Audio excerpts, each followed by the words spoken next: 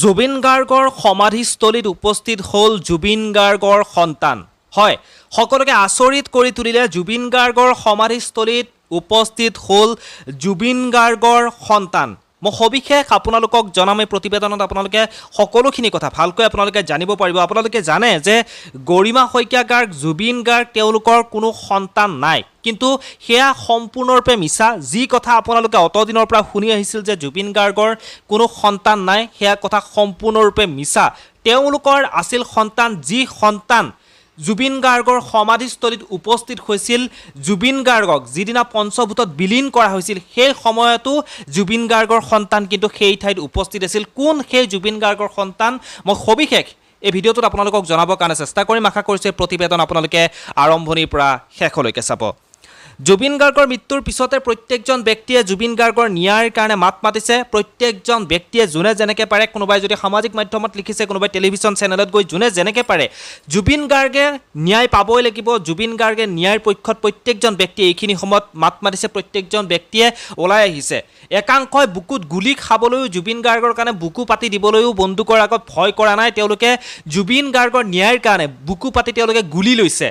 আহত হৈছে বহু ব্যক্তি বাক্সাত, সেই কথা আপোনালোকে সকলোৱে হয়তো গম পায়। গতিকে জুবিন গাৰ্গৰ ঘটনাৰ লগত যিকেইজন দোষী জড়িত হৈ আছে, তেওঁলোকে কেতিয়ালৈ শাস্তি পাব সেয়া আইনে ক'ব। কেতিয়ালৈ তেওঁলোকে কি ধৰণৰ শাস্তি পায় সেয়া আমি আইনে যেতিয়ালৈকে আমাক ৰিজাল্ট দিয়ে তেতিয়ালৈকে আমি অপেক্ষা কৰিব লাগিব। ইতিমধ্যে যিকেইজন ব্যক্তি জড়িত হৈ আছিল ঘটনাটোৰ লগত, তেওঁলোকক কাৰাগাৰলৈ লৈ যোৱা হৈছে। শ্যামকানু মহন্তই হওক বা যিসকলে ঘটনাটোৰ লগত জড়িত হৈছিল, তেওঁলোকক কাৰাগাৰলৈ লৈ যোৱা হৈছে। কিন্তু আমি প্ৰত্যেকজন ব্যক্তিয়ে জুবিন গাৰ্গৰ ন্যায় পক্ষত আমি প্ৰত্যেকজন ব্যক্তিয়ে প্ৰতিটো সময়তে আমি মাত মাতি যাব লাগিব।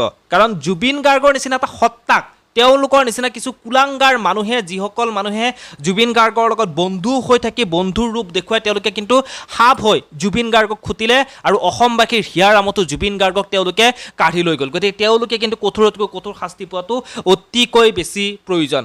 আৰু এতিয়া মই আপোনালোকক জনাব বিচাৰিছোঁ, প্ৰথম অৱস্থাত যি মই আপোনালোকক ক'লোঁ, জুবিন গাৰ্গৰ সমাধিস্থলীত জুবিন গাৰ্গৰ সন্তান আহি উপস্থিত হৈছিল, কোনেও কিন্তু গমেই নাপালে।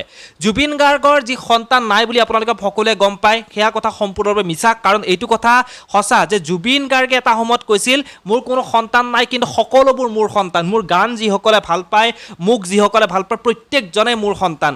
গতিকে জুবিন গাৰ্গৰ প্ৰত্যেকজন অনুৰাগী হৈছে জুবিন গাৰ্গৰ সন্তান। জুবিন গাৰ্গৰ সমাধিস্থলীত, জুবিন গাৰ্গৰ ওচৰত সেইখিনি সময়ত চকুলোটুকি প্ৰত্যেকজন ব্যক্তিয়ে জুবিন গাৰ্গক শেষৰবাৰৰ কাৰণে চাবৰ কাৰণে উপস্থিত হৈছিল। সেইসকল ব্যক্তি হিয়া ধাকুৰি জুবিন গাৰ্গৰ কাৰণে কান্দিছিল।